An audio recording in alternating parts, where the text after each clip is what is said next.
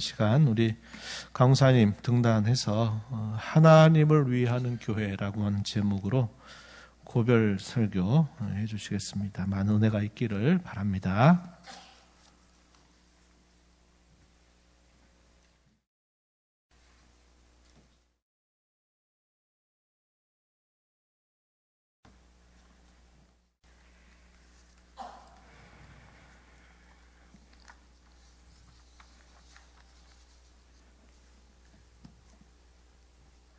할렐루야. 고별이라고 하기에는 참 생각도 못했던 일이라서 사실은 이 말씀을 준비하는 동안에 어떤 말씀을 좀 드려야 될까 고민을 참 많이 했던 날들이었습니다.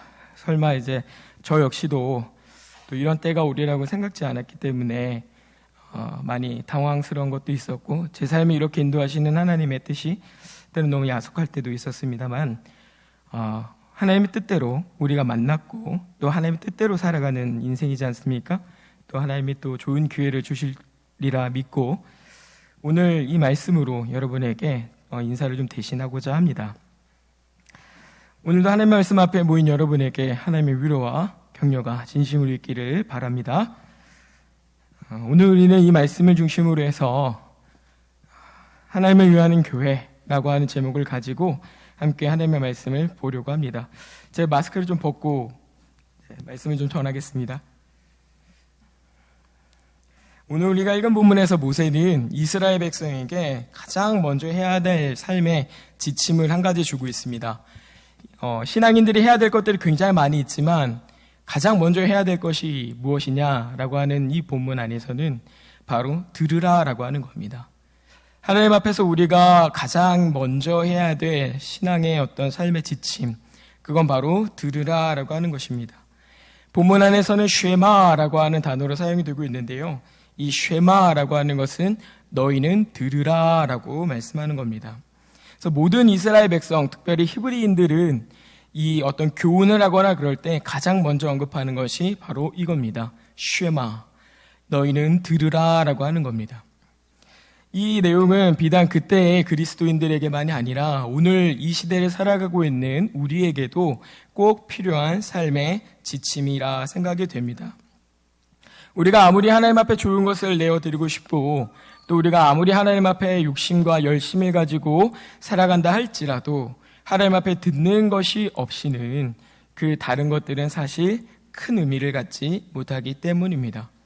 생각해 보십시오. 교회 안에서 많은 열심과 또 충성을 가지고 이런 일과 저런 일들을 감당하고 그렇게 살아간다 할지라도 하나님 앞에 나와 예배하는 일이 없고 그 말씀을 듣고 순종하는 일이 없고 자기의 삶을 회개하는 일이 없으면 그건 우리가 믿음을 가지고 사는 사람이라고 하기가 참 난감한 것입니다. 만약에 우리가 하나님 앞에 듣는 이 생활이 없다라고 한다면 그건 그 자체로 종교 생활이 될 겁니다.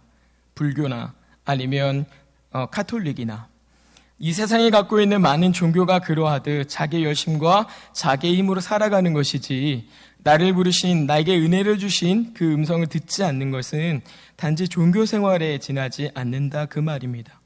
그래서 기독교 신앙은 종교 생활과는 결이 다르다라고 하는 걸 여러분이 잘 아셔야 합니다. 아무리 내 삶에 연약함이 있고 아무리 내 삶에 좀 부족함이 있어서 내가 하나님 앞에 내어드리는 것 없고 내가 하나님 앞에 합당하게 살아가는 것이 좀 부족하다 할지라도 하나님의 말씀을 듣고 살아가면 그는 그 자체로 하나님의 자녀라 부름을 받는 겁니다. 그게 그리스도인입니다. 하나님 앞에서 우리가 살아야 갈 때 들어야 되는 것이 먼저이기 때문에 교회는 늘 순종을 말씀을 드립니다. 이것이 하나님께서 우리에게 요구하신 바요, 하나님께서 우리에게 기대하시는 일인 겁니다. 무엇보다 하나님은 너희가 이 말을 듣고 행하면 복을 받을 것이고 그렇지 않으면 저주를 받을 것이라 라고 말씀하시기 때문에 우리는 그 말씀 안에서 하나님 요구를 받아들이고 그 말씀을 들어야 한다라고 하는 겁니다. 이 들으라라고 말하는 첫 번째 요구에서 우리는 우리 삶에서 순종이 안 되는 이유 혹은 우리 삶에서 불순종이 만연한 이유를 알 수 있습니다. 다른 게 아니고 도무지 듣지 않기 때문이다 그 말이에요. 이스라엘 백성이 왜 순종하지 않았을까요? 이스라엘 백성이 왜 불순종하며 살아가는 것입니까? 오늘 내 삶에 왜 불순종이 나오는 것일까요? 왜 많은 그리스도인들이 하나님 앞에 항상 순종하는 것이 아니라 불순종의 열매들을 내어놓기도 하는 것입니까? 듣지 않기 때문이라 그 말입니다. 우리는 여러 가지 이유와 여러 가지 변명거리와 여러 가지 핑계거리를 늘어놓을 수 있지만 성경은 듣지 않기 때문에 하지 않는 것이다 라고 우리에게 말씀하는 것입니다. 성경의 많은 인물 중에 이런 사실을 잘 보여주는 인물이 한 명 있습니다. 바로 부자 청년이라 부름받는 사람입니다. 여러분 이 비유 잘 아실 겁니다. 부자 청년. 예수님 앞에 나와서 내가 영생을 얻으려면 어떻게 해야 됩니까? 라고 물었던 사람입니다. 그 사람이 어떤 삶을 살았는가 보니까 과연 하나님의 뜻대로 살았던 사람이라 할 수 있을 만큼 모든 계명을 다 지키며 살았던 사람입니다. 그의 나이가 아주 어려서부터 그의 나이가 지금에 이르기까지 하나님의 말씀에 어긋남이 없이 살았던 사람이에요. 성경을 보면 이거 좀 너무 과장된 거 아닌가, 이거 너무 거짓말하는 거 아닌가 싶은 마음이 들기도 하지만 예수님께서 그에 대하여, 그가 말하는 것들에 대하여 너 거짓말하지 말아라, 너 그렇게 자신하지 말아라 책망하지 않으시고 그걸 그냥 인정하신단 말입니다. 그걸 보아하니 과연 이 사람은 한치의 흠이 없이 하나님의 말씀을 다 지켜왔구나라고 하는 걸 우리가 알 수 있습니다. 그런데 이 사람이 한 가지 질문에, 한 가지 요구에 넘어짐이 있어요. 그게 뭡니까? 가서 내 소유를 팔아 가난한 자들에게 다 나누어 주어라. 우린 여기까지만 기억하시잖아요. 근데 그 뒤에 뭐가 붙냐면 그리고 나를 따라오라 라고 말씀하십니다. 이 부자 청년이 어떻게 합니까? 그 말을 듣고 근심하며 돌아갔다라고 말합니다. 근데 근심하는 이유가 뭐라고 그래요? 그가의 재물, 그가 가진 소유가 많음으로 근심하였더라 라고 이렇게 말씀합니다.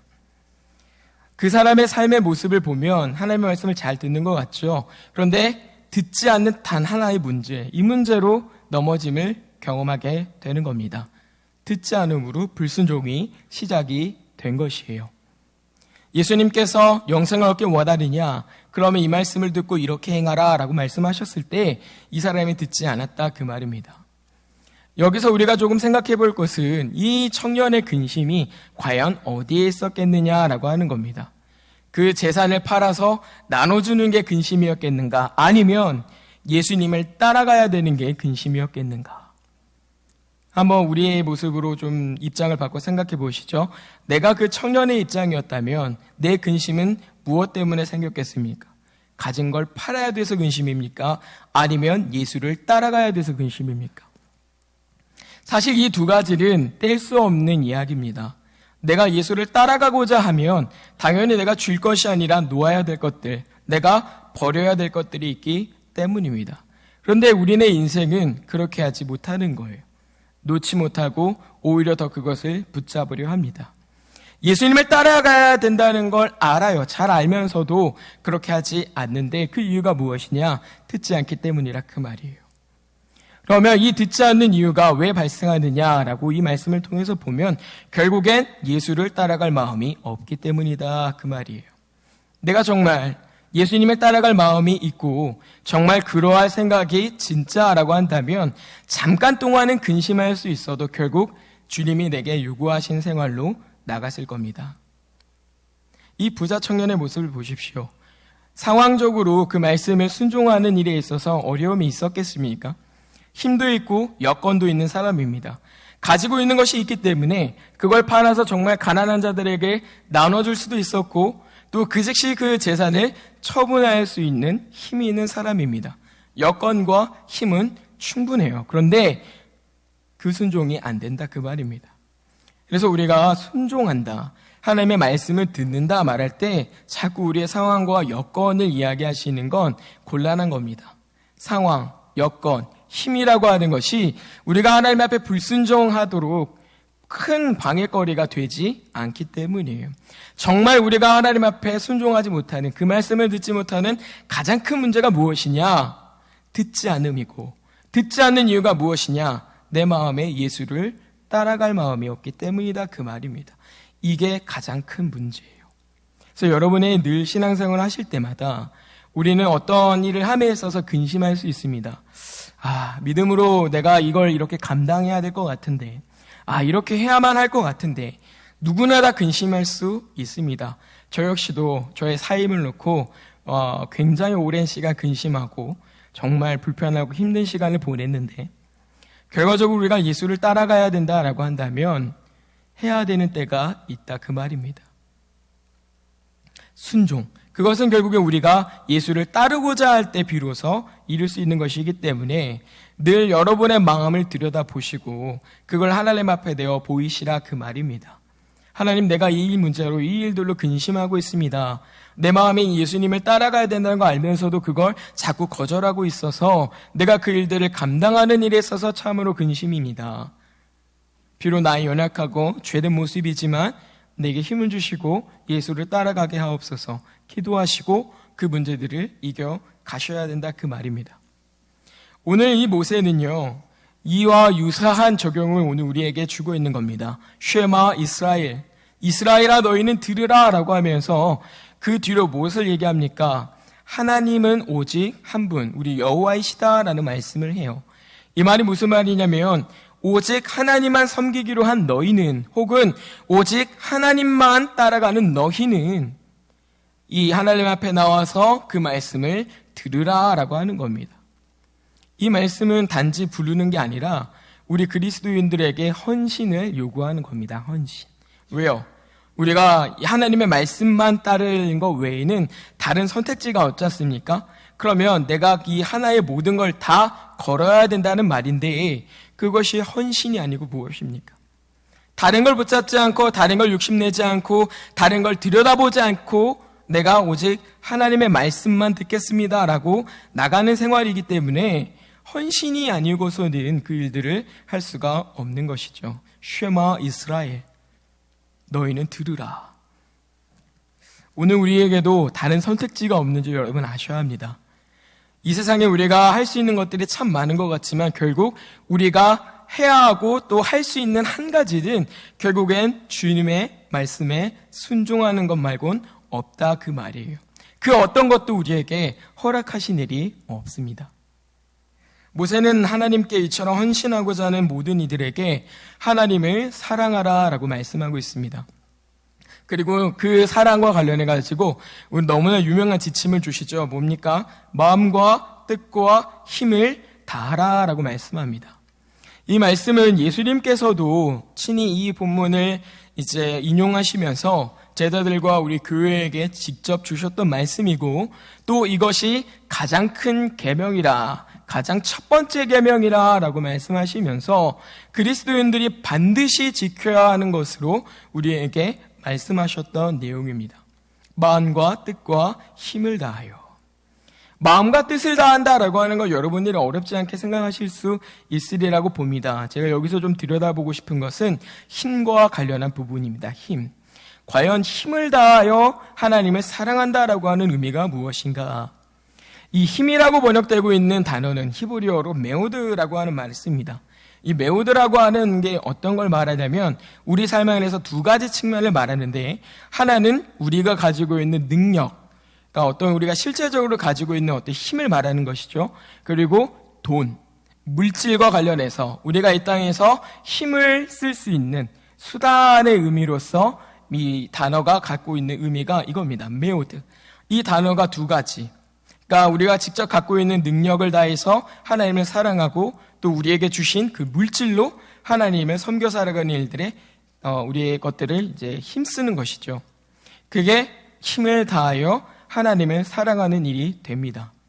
그래서요, 신앙생활하면서 우리가 정말 전심을 다해서 하나님을 사랑하려고 하면은요, 당연히 내 능력과 그것들을 쓰는 것뿐만 아니라 물질의 헌신도 들어가게 돼 있는 겁니다. 왜냐하면 그 두 가지가 다 우리가 가지고 있는 힘이기 때문이고 하나님이 우리에게 힘으로 주시는 것들이기 때문이죠. 그래서 신앙생활 잘 들여다보시면요, 물질을 전혀 쓰지 않으면서 하나님께 내가 힘썼다라고 말하는 것도 사실은 불가능한 일이고, 물질만 쓴다고 그렇게 힘써서 하나님을 사랑하는 것도 아닌 겁니다. 내가 봉사해야 될 자리에 내 능력과 내 재능과 내 시간을 들여서 내가 할 수 있는 능력을 다해서 하나님을 섬기고 사랑하는 것이 힘을 다하는 것이고, 그것만 하는 것이 아니라 내가 가지고 있는, 내게 주신 물질이라고 하는 이 땅을 살아갈 수 있는 힘 혹은 수단을 가지고 또 하나님의 것들을 해나가는 것이 힘을 다하여 하나님을 사랑하는 일이죠. 이 일들이 일어나기 위해서 전제되어야 될 게 뭐예요? 마음과 뜻인 겁니다.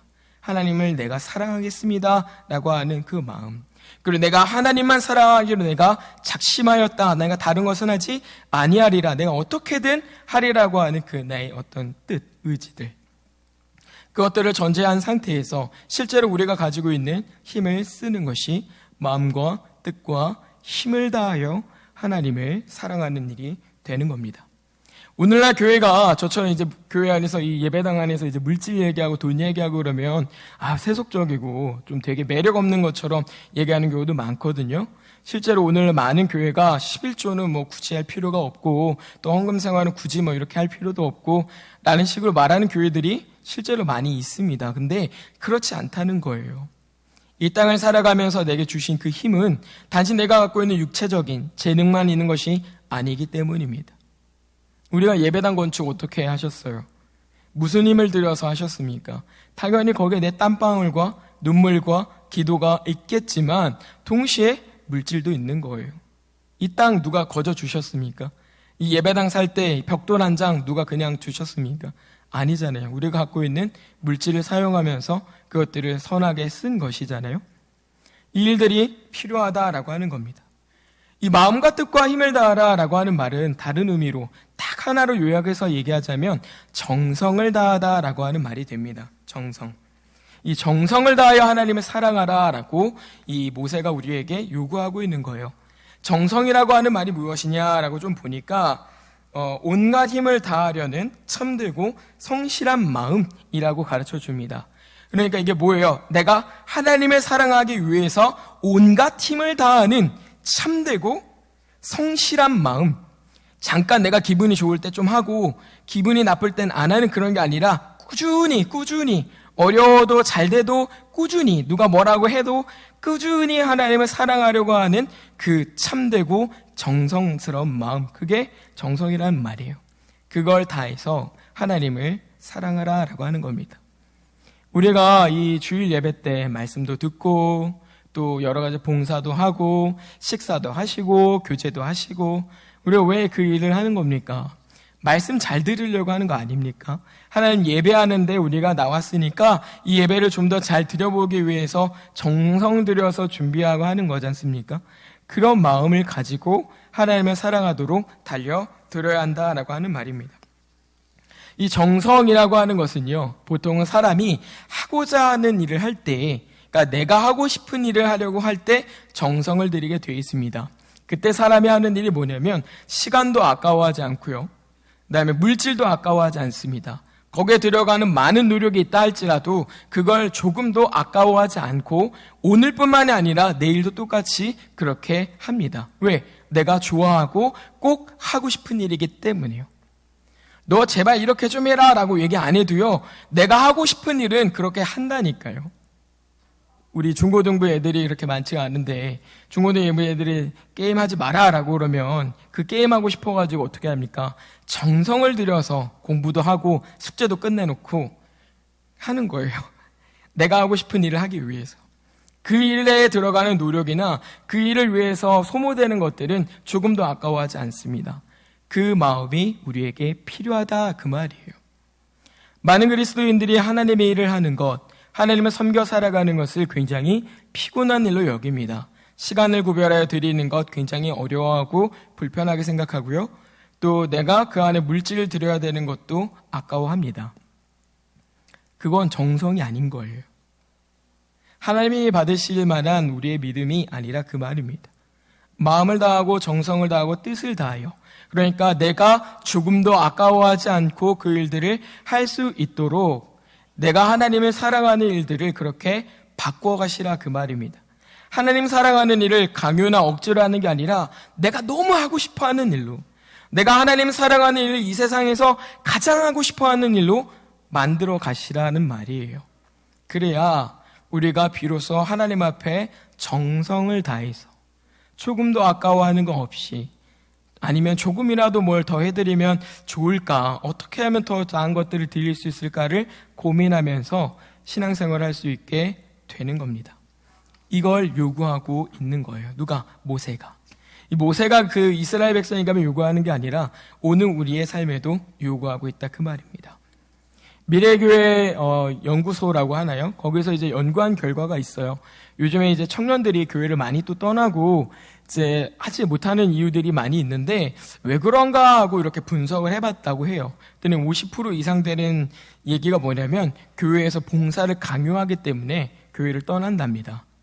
물론 교육자와의 관계에 있어서 불편함이 있어서 교회를 떠나는 것도 있는데요. 내가 하나님의 일, 그 일들을 섬기고 살아가는 것들이 힘들고 불편해서 교회를 떠난답니다. 충격적이죠? 여러분들이 좀 너무 낯설어가지고 어떻게 그럴 수 있나 그럴 수 있는데요. 요즘의 교회들이 그런 문제에 빠져 있다고 합니다. 마음과 정성과 마음과 뜻과 힘을 다하는, 이 정성을 다하는 것이 이제는 정말 찾아보기가 어려운 때가 되어버렸다, 그 말이에요. 그런 중에 정성을 들여서 하는 이 모습이 우리한테도 없으면 이 다음 교회에 우리가 무엇을 보여줄 수 있습니까? 내가 봉사하는 일, 내가 뭔가 섬기는 일, 내가 뭔가 어떤 경제적인 짐이나 이런 것들을 같이 나눠지는 일들에 있어서 너무 힘겨워하고 또 그것들을 불편하게 생각하는 걸 내 자녀가 본다고 해보세요. 내 다음에 교회들이 그걸 본다고 해보세요. 이제 막 교회에 들어온 사람들이 그걸 본다고 해보세요. 기쁘게 하겠습니까? 정성을 들여 신앙생활하는 일들로 하나님을 사랑하는 것을 바꾸시라. 내가 정말 하고 싶어하는 일로 하나님 사랑하는 것을 만들어 가시라라고 하는 겁니다.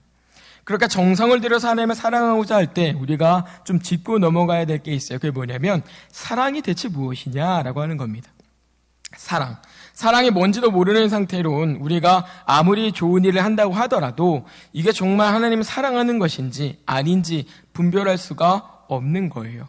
뭐가 사랑인 줄 알아야 내가 정성 들여서 하고서도 허딜이 안 될 수 있는 거 아니겠습니까?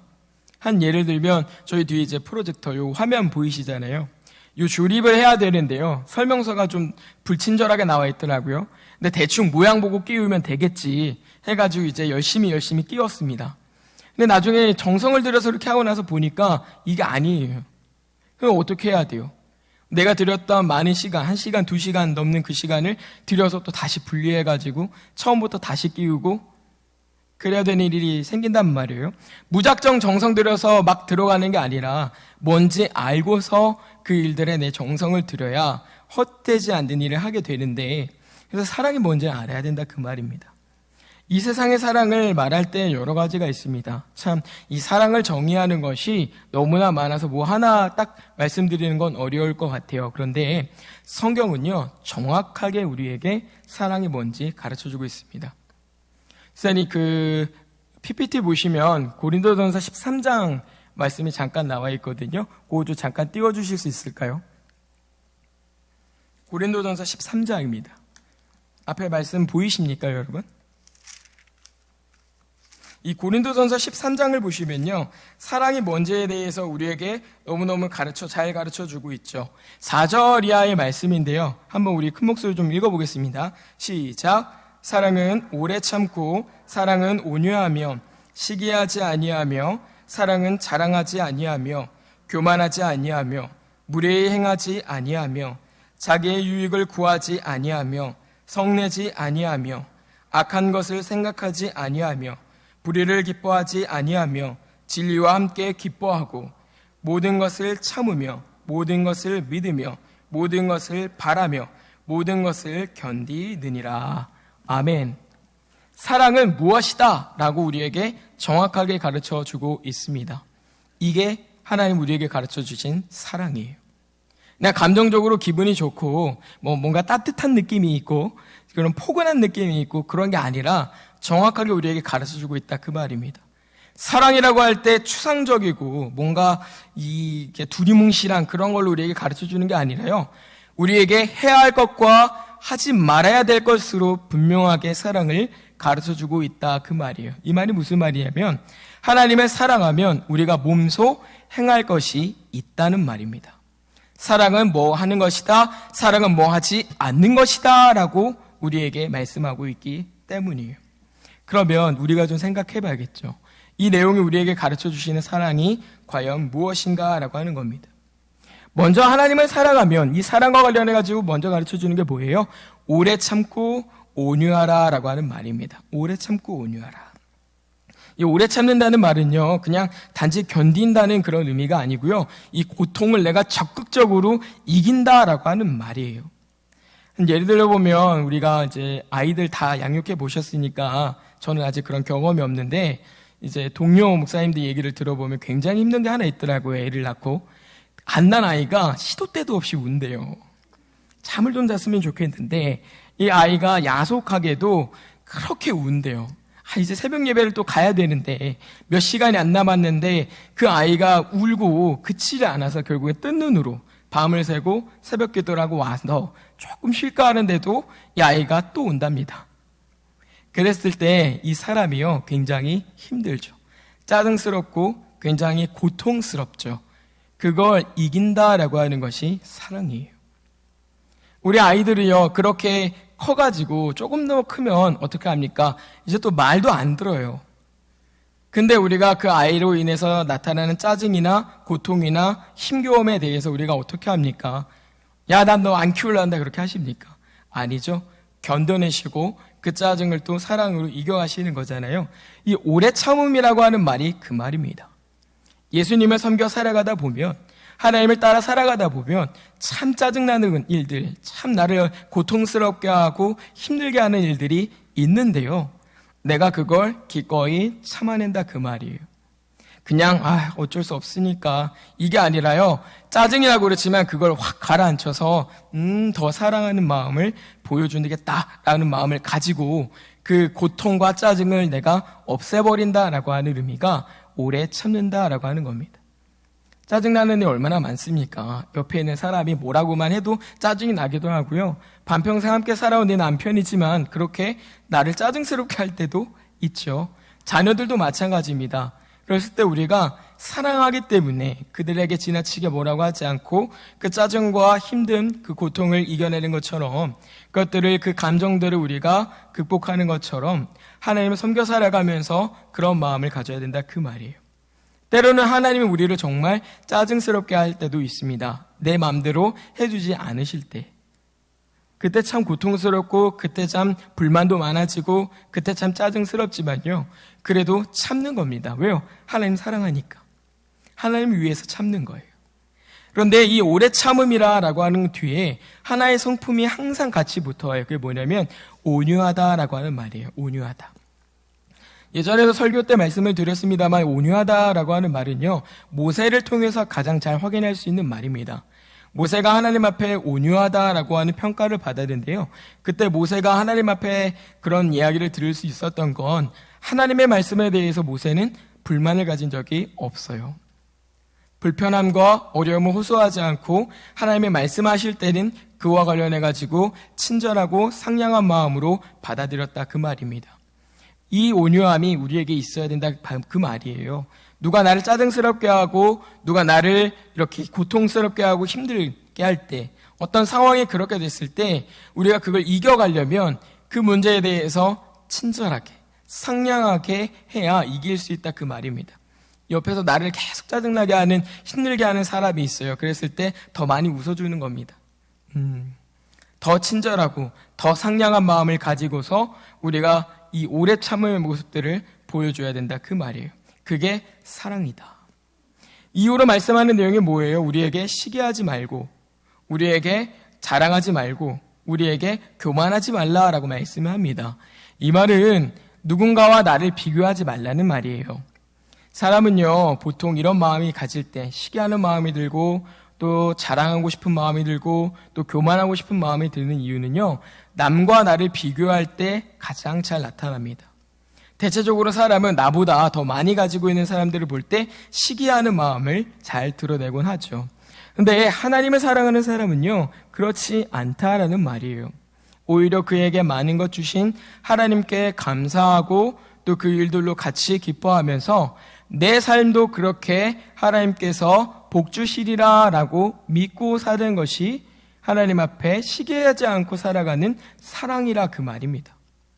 자랑할 때는요, 또 무엇입니까? 내가 남보다 무엇이라도 조금 더 갖고 있으면 이 우쭐하는 마음이 든단 말이에요. 내가 뭐라도 좀 할 줄 알고 내가 뭐라도 좀 가지고 있으면 우쭐하는 마음이 들어요. 근데 그렇게 할 게 아니라 어떤 결핍과 부족의 문제를 가지고 있는 사람에 대해서 하나님께서 긍휼히 여기시고 또 그에게도 채워주시기를 기도하면서 오히려 내게 많은 것 주신 하나님 앞에 감사하고 또 받은 것을 내가 어떻게 써야 하나님께서 기뻐하실까를 끊임없이 고민하고 기도하고 살아야 된다 그 말이에요. 그게 자랑하지 않는 사랑입니다. 교만하지 말아라 라고 하는 말은요, 여기서는 이제 사용되는 히브리어 단어가 어떤 것들을 부풀리다 라고 하는 의미를 사용하는데요. 이 부풀리다 라고 하는 말이 뭐예요? 내가 저 사람보다 조금이라도 더 나은 사람이 되기 위해서 사실은 나도 참 변변찮은 사람인데 이렇게 뭐 좀 더 괜찮은 사람처럼 이렇게 자기를 이렇게 꾸며낸다 라고 하는 말이에요. 근데 이렇게 나올 수 있는 이유는 그래도 내가 너보단 낫다. 내가 너보다는 좀 더 좋은 사람이지 라는 마음이 있을 때 나타나는데 그 마음도 하나님 앞에 합당한 게 아니라 그 말이에요. 남과 비교하며 살아가는 인생이 아니라 하나님 앞에 자기의 삶을 두고 기도하고 다스려가고 절제할 줄 아는 그 삶이 하나님을 사랑하는 인생이라 그 말입니다. 마지막으로는 또 보면 뭐라고 얘기합니까? 우리에게 요구하는 것이 무례히 행하지 말라고 말씀하세요. 무례히 행하지 말라. 그러나서 뒤에 나는 내용이 성내지 말라라고 말씀을 하는데요. 이 무례히 하지 말라라고 하는 말은요, 어떤 사람에게 비난받을 일을 하지 말라는 말입니다. 그러니까 내가 좋은 일을 하고서도 욕을 먹는 경우들이 가끔 있어요. 근데 그 이유가 왜 생기냐면 그 일을 할 때 내 태도가 좋지 않을 때 그런 일들이 많이 생깁니다. 이 교회 안에서 보면 다들 이제 뭐 신앙생활을 한 가락씩 하신 분이다 보니까 본의 아니게 이제 옳고 그름을 판단하실 때가 있어요.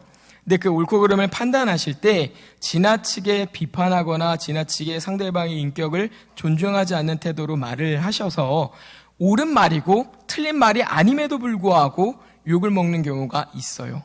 그래도 그렇지, 그걸 그렇게 얘기하나? 이런 이야기도 혹시 얘기하시거나 들어보신 적 없습니까? 그렇게 하지 말라라고 하는 말이에요. 왜요? 지금 내가 비판하고 내가 문제를 제기하는 그 사람이지만, 비록 내가 볼 때는 정말 문제가 많은 사람이지만 그가 여전히 이 교회 안에 있다는 사실만으로 그도 하나님이 사랑하는 사람인 거예요. 나만 하나님 사랑하는 게 아니고요, 하나님이 나만 사랑하시는 게 아니고요, 그 사람도 하나님 사랑하고 하나님이 그 사람을 사랑하는 거예요. 그러니까 함부로 얘기하시면 안 된다 그 말입니다. 상대방의 인격을 존중하고 어떤 됨됨이에 대해서도 말씀하실 때도 가장 친절하고 온유한 그런 태도로 하셔야 된다라는 말이에요. 뒤이어서 성내지 말라라고 말합니다. 성내다라고 하는 표현을 보니까요, 히브리어로 사용되는데, 이 헬라어로 사용되는데 이게 뭐냐면 이 찌르다, 뭔가를 날카롭게 해갖고 찌르다라고 할 때 사용되는 말이에요.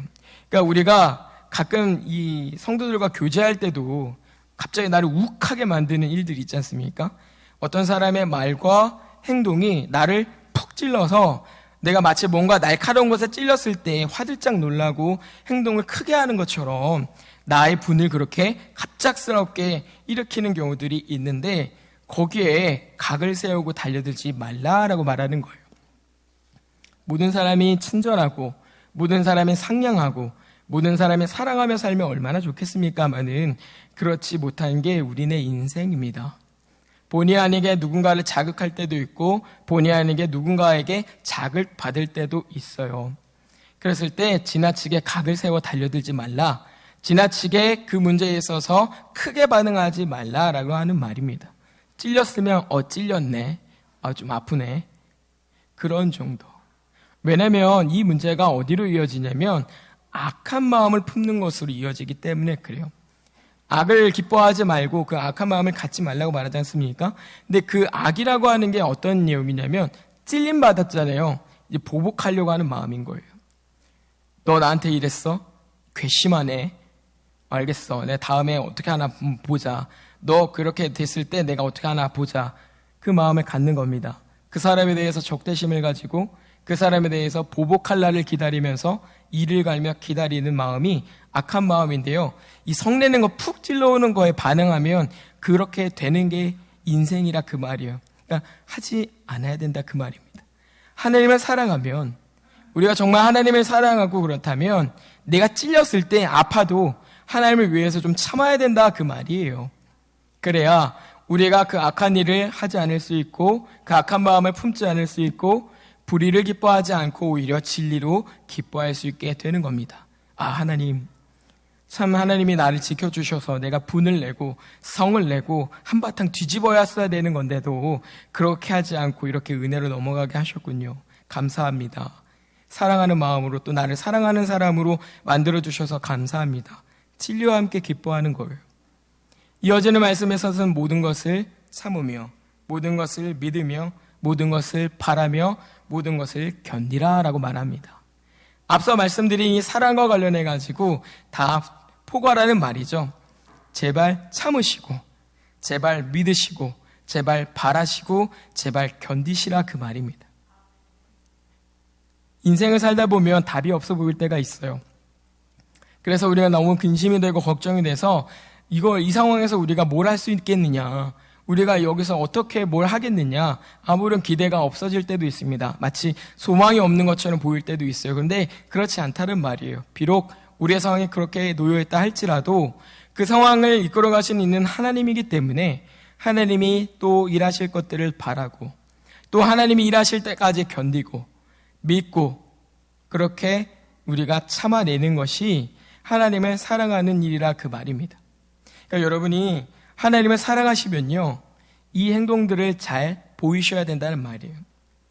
우리는 예배당에 나와서 성경을 펴고 찬송을 하고 말씀을 들으면 하나님 사랑이 끝인 줄 아는 경우들이 많습니다. 헌금 생활을 하고 또 때로는 봉사할 때 나와서 한번 들여다보면 그것이 하나님을 사랑하는 전부인 줄 알고 살 때도 있는데 그게 아니라 그 말씀이에요.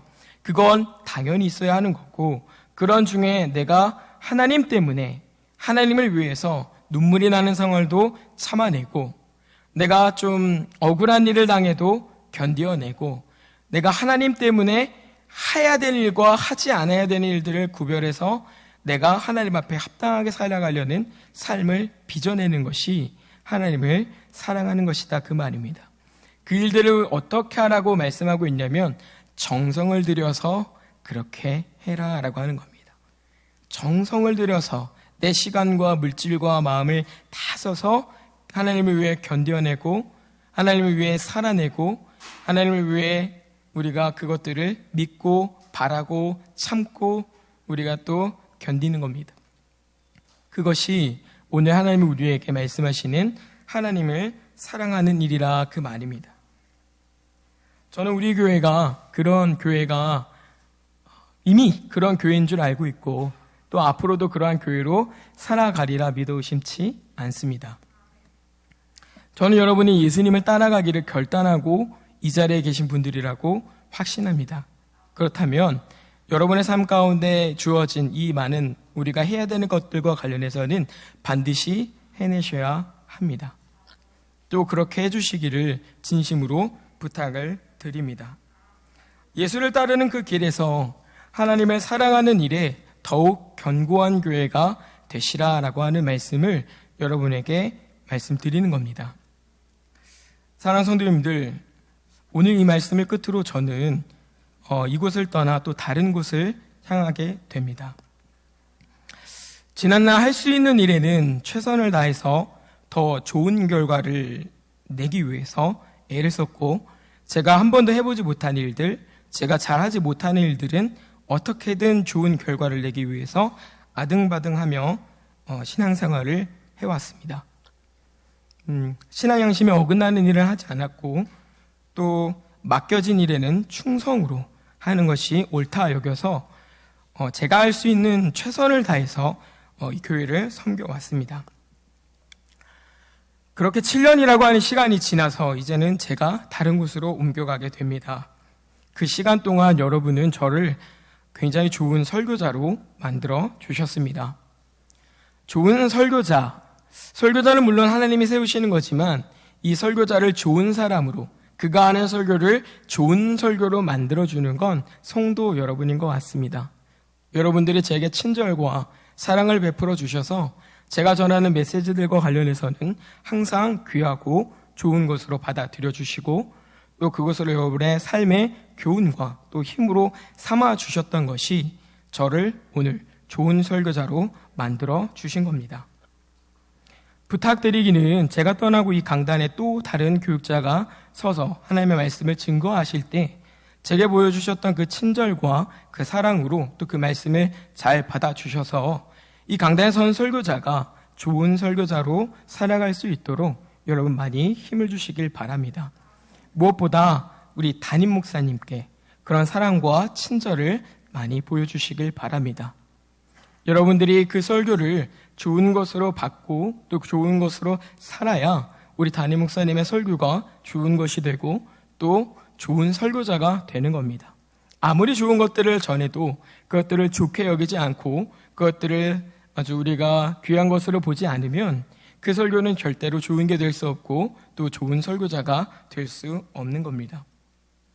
여러분들이 이 강대에 서는 설교자들을 좋은 설교자, 하나님의 좋은 메시지를 전하는 사람으로 만들어주시기를 진심으로 부탁을 드리고 그 일들의 첫 번째는 담임 목사님께 해주시기를 당부드립니다. 목사님께도 지금보다 조금 더 마음을 많이 쓰셔서 우리 성도님들을 살펴주시면 좋겠습니다. 더 많이 헤아려 주시고 더 먼저 생각해 주셔서 우리 성도님들이 한 사람 한 사람의 어려움이나 어떤 힘든 것들을 목사님께서 먼저 이제 알아채시고 해결해 주시면 감사하겠습니다. 우리 성도들이 목사님께 바라고 또 기대하는 것은, 굶주려 있는 것은 어떤 좋은 메시지나 어떤 교리나 이런 것들보다도 목사님의 마음입니다. 목사님의 마음을 굶주려 하고 있고 또 그것들을 기다리고 있습니다. 지금보다 조금 더 살펴주시면 분명 우리 교회가 더 복된 교회가 되리라고 믿어 의심치 않고 조금 외람되지만 목사님께 마지막으로 이 당부의 말씀을 드립니다.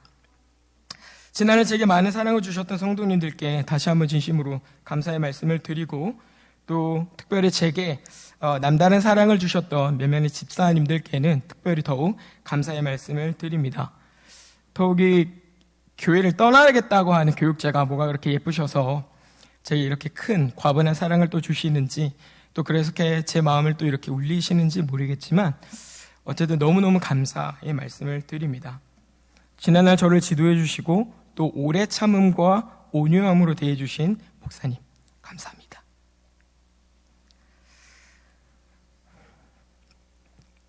코로나로 이제 모이지 못할 때 제 삶을 좀 더 챙겨주셨던 우리 사모님 감사의 말씀을 드립니다. 야, 이게 참 눈물을 참 많이 흘렸는데 이 눈물은 마르지를 않네요. 그리고 저의 부족함에도 불구하고 이 교육부서를 잘 도와준 우리 교사분들과 또 저를 열심으로 도와주신 우리 남전도회, 여전도회 회원분들께도 진심으로 감사의 말씀을 드리고 또 제게 특별히 남다른 직분에 대한 충성과 사명에 대한 어떤 성실함을 보여주신 우리 반주자님께도 특별히 감사의 말씀을 드립니다. 이별이라 말하는 것보다는 좀 저를 이제 잘 훈련된, 우리 교회에서 잘 훈련되고 양육받은 교육자를 이제 다른 곳에 도움을 주기 위해 파송한다 여기시면 감사하겠습니다. 아까 목사님께서도 이제 말씀을 하셨지만 바울이 이 디모데와 디도를 그리고 베베 그리고 브리스길라와 아굴라 같은 에바브라 같은 그런 사람들을 이 교회와 저 교회로 이렇게 추천하여 또 보내고 이렇게 돕지 않습니까? 그 일들을 이제 우리 교회가 한다라고 여겨주시면 감사하겠습니다. 저의 삶은 제 개인적인 사유도 있지만 특별히 노예 안에서 또 담임 목회를 새로 준비하는 교회에서 제 경험도 잘 알고 있는 분이 또 특별히 저와 함께 하기를 원하시고 또 도와달라 말씀을 하셔서 옮겨가는 것이 또 가장 큰 만큼 우리 교회도 저를 필요하지만 우리 교회보다 더 필요한 교회가 있어서 저를 이제 믿고 파송한다라고 여기시고 저를 이렇게 보내주시면 진심으로 감사하겠습니다. 저도 우리 교회가 우리 신앙생활을 하는 이 열매들이 잘 나타나고 또 좋은 교회로, 지금보다 더 좋은 교회로 든든히 서가기를 제가 맡은 사역의 현장에서 기도하겠습니다.